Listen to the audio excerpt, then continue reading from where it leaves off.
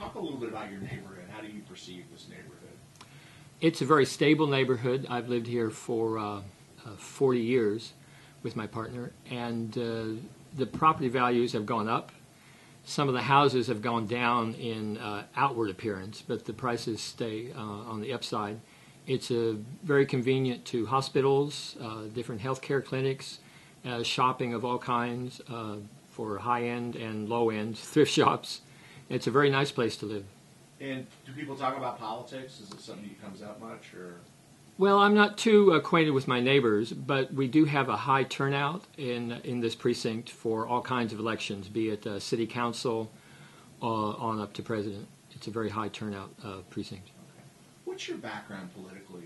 I mean, going back to when you first became politically aware to now? Politically, I have to say I started out Republican, but that was a long time ago. My first vote, I'm ashamed to say, was for Richard Nixon. But I think I've made up for that mistake. I've been Democratic ever since. Until the last couple of years, I changed my party registration to independent. I still lean democratically, but I'm not sold to the Democratic Party. And one of the reasons I changed my registration was that was the only legal thing I could do to make some sort of statement against the Democratic Oklahoma State Party, because they sort of left me, or I left them behind rather, specifically due to the marriage equality issue.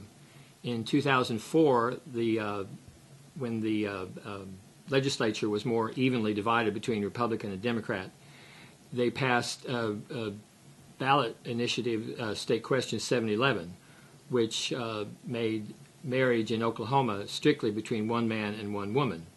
And that passed with several Democratic votes. At the time, I was treasurer of Stonewall Democrats, which is an organization with, it did have chapters in all 50 states, but since the passage of marriage equality bills, it's sort of gone to sleep for a while. So I was very involved in Democratic politics. I went through 3 cycles of the state convention. Was precinct chair here for a number of years, and I was on several of the committees for the state convention. But the party just wasn't open to marriage equality, and I decided that the best thing I could do was to leave the party. So at least they were one less in registration, and I think that's worked out well for me. And then again, after the passage of State Question 711 on a statewide ballot, in 2013, the legislature again passed a resolution this time reiterating the message that marriage in Oklahoma was for one man and one woman. And this was at a time when federal district and circuit courts were ruling in favor of marriage equality for gays and lesbians. So this was a way for the Oklahoma legislature to try and keep the momentum, if there was any momentum, building. And at the same time, when that was passed, again, there were several Democrats in the House who voted in favor of this resolution that reiterated State Question 711. And that really put the skids to it, to me, for the Oklahoma Democratic Party.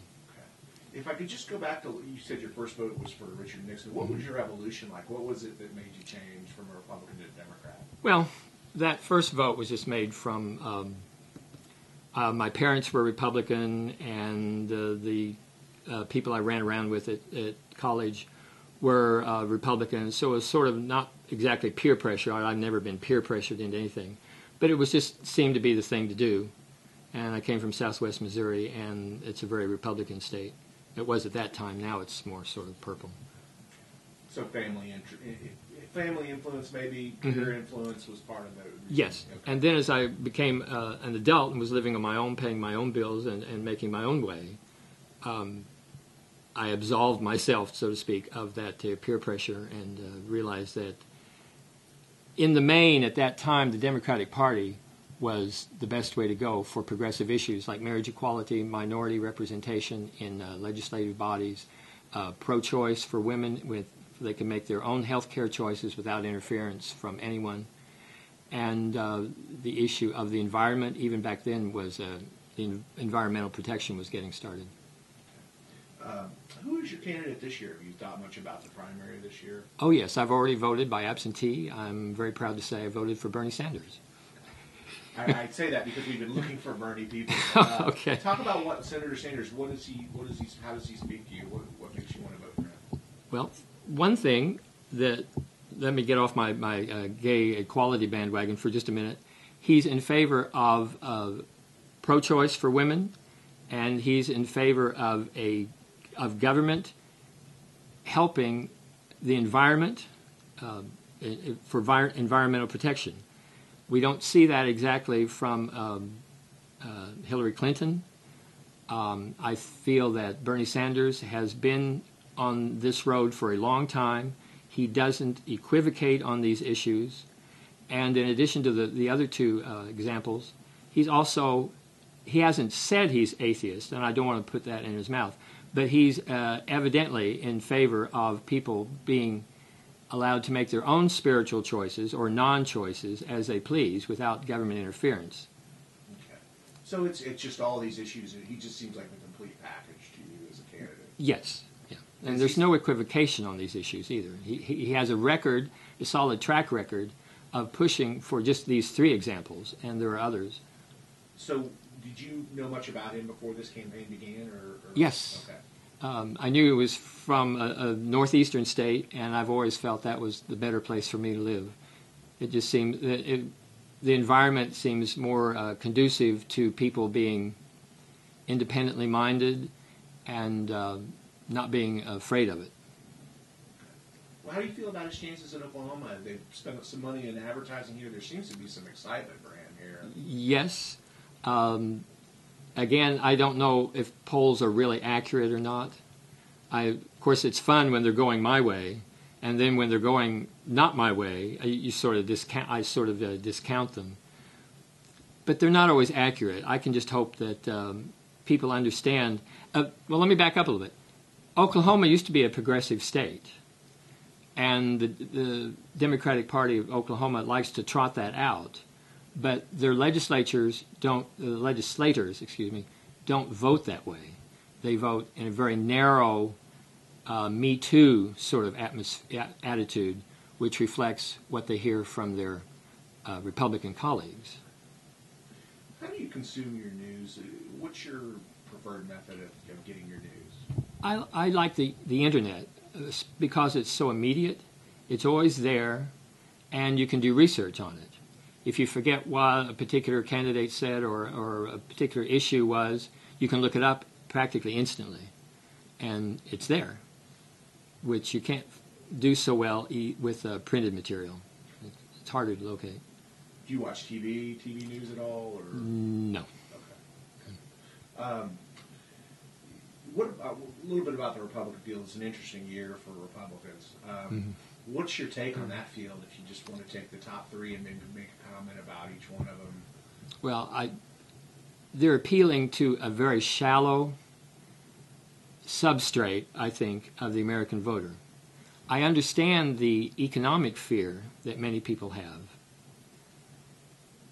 but they're not listening to their candidates that they support so enthusiastically. Their candidates don't offer a solution. They just offer an echo chamber of what the voter is looking for. They're looking for someone that pretends to be middle class and reflects that education or economic environment that the voter grew up with.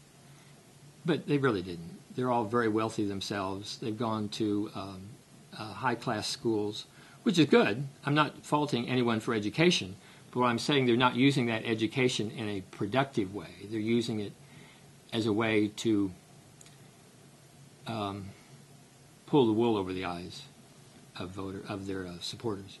Anyone in particular that concerns you more than if it became a situation where it's Bernie versus this person in the fall or Hillary versus this person in the fall? Anyone that offends you more than the others, I guess. Is well, okay. Well, Donald Trump. I mean, that's probably on the top of everybody's list, either whether you're for him or against him, because the things he says are so outrageous, and I can't believe that they're entirely off the cuff. Any smart candidate is going to do research on the people he wants to vote for, him or her, And I can't help but believe that these are targeted messages to drum up support for his campaign. I can't believe anybody in the public eye would say these ridiculous things and mean them and want to stand by them after the campaign is over and with luck he's elected. I think they'd be disappointed. The people who vote him into office would be disappointed if he were elected. You mentioned you've been disappointed within the state Democratic Party. How do you feel about the National Democratic Party? Are you more comfortable with that direction they're going or not? I think the National Party, because it has to accommodate 51 if you count Puerto Rico, 51 other Democratic state parties. I think the best time for the National Party was when Howard Dean was chair of the DNC, because he had a 50-state solution. He wanted the national candidate and the National Party to participate actively in all 50 states, not just the what do they call it? The hot button states where the most electoral votes would come from, or where they felt that they could get the most popular votes. He wanted participation in all 50 states. And at that time, when that happened, Oklahoma gained, though it was small, but did gain some Democratic members in the legislature. But that's all water under the bridge now because it's all completely dissipated. Who are some other Democratic candidates? You mentioned Nixon, that was a Republican you voted for, but who are some Democrats for president that you backed in years past? Howard Dean. I'm still a Deaniac. Because he recognized, even as when he was governor, that he was supportive of gay and lesbian equality. In fact, he was among the first to endorse marriage equality nationwide, not only in his state, but nationwide. So, I mean, when I'm treated less than the straight couple across the street, but yet I have to pay taxes, I willingly paid these taxes, but I don't get the same representation in my legislature, either in Congress or in Oklahoma, and I don't get the same benefits and privileges that should come with my tax payment. I should be treated like anyone else, but I'm not, as a gay man. Until we did get marriage equality last year, thanks to the Supreme Court decision. And that was a big boost. But now the Oklahoma legislature is chipping away at this equality like little cockroaches around a pie crust. Particularly in this year's legislative agenda, they have bills that limit adoption, keep gay people from adopting. They want to use the Bible and other religious texts as ways to teach science, which it doesn't seem like there's a direct link with gay equality, but there is, because the Bible teaches things which are antithetical to a democracy. Okay. What's your background? You said you grew up in Missouri, right? Mm-hmm. What did you do? What do you do for a living? Where did you go to college? Well, I thought I could be a professional musician, but that didn't work out. And for the last 23 years, I've worked at the Metropolitan Library System here in Oklahoma County. I work at the downtown branch. And where did you go to college? Did you go to college? Oh, just a little bit of college in Springfield, Missouri. Okay. That's pretty much all I had. Is there anything you want to add? I think we covered. I think I've said everything relevant. Okay. Without going off into tangents. I tried to stay I need to targeted. Ask, how old are you, if you don't mind me asking? Oh, I'll be 65 in August. Okay.